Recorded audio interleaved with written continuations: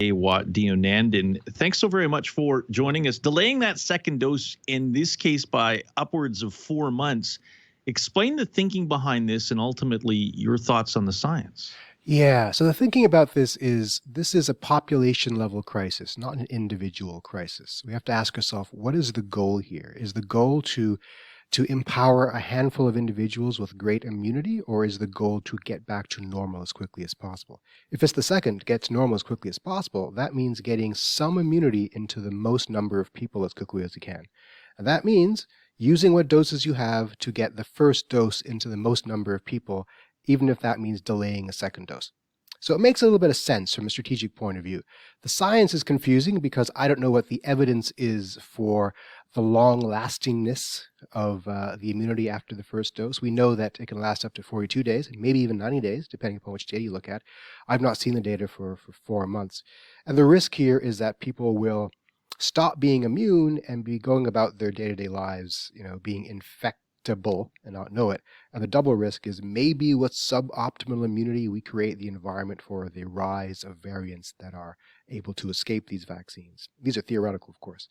But that's what we're balancing here, is the possibility of getting to population immunity faster versus the risk of having people with suboptimal immunity.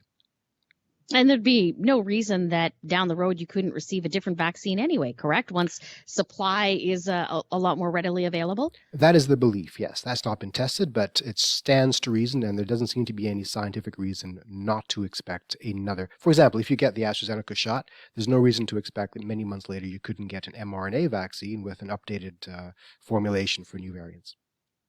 When it comes to AstraZeneca, I think there's been a lot of confusion, and I know Global News quoted you in an article yesterday that I thought was extremely well done, and I've tried to use specific language when we've talked about it, and we don't want this to get lost in the details. Manitoba is going forward with NACI's recommendation to provide AstraZeneca to people between the ages of 18 and 64, and it doesn't mean that AstraZeneca is not safe for people over 64, does it?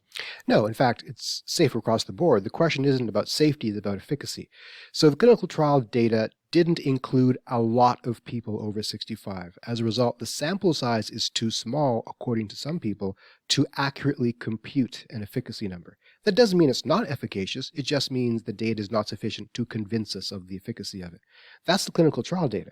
But real-life data coming out of places like Scotland suggests that it is extremely efficacious for the over 65s, which is why there's such a difference around the world about how different countries interpret the information around this vaccine.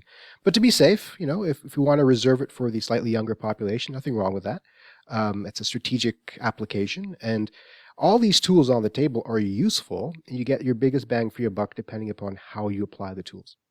Raywat, Italy is closing schools, going back into red as variants take hold, and some of the information coming out of that country suggesting that the variants are spreading quicker in children. What's the lesson here? Yeah, it might be true. It's unclear.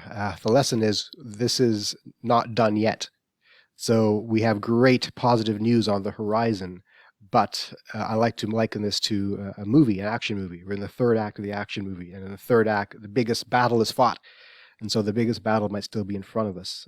We'll get through this, and come June, we'll be seeing the dawn, and it'll get brighter every single day until this is all done. But we may have a couple of hard months, especially if these new variants become well entrenched in our society. And we don't know all the data. We're making best guesses right now in some of these areas, aren't we? Public health is not an exact science, and it would be great if we can wait for exact data and perfect information to make evidence-based decisions. But evidence-based medicine sometimes is not the appropriate model for public health. For public health, we often use the best available information, and you got to fly by the seat of your pants sometimes, and that makes people upset. And as this disease has taught us that the best way to get on top of it is to act early and hard, even with imperfect information. And so if the new variants might be spreading faster among children, that makes schools at risk. So we have to up our surveillance game in schools and be ready to pull the plug on school openings if, in fact, the data suggests that's the case. Raywat Deonandan from the University of Ottawa, thanks so very much for joining us. Richard and Julie with you in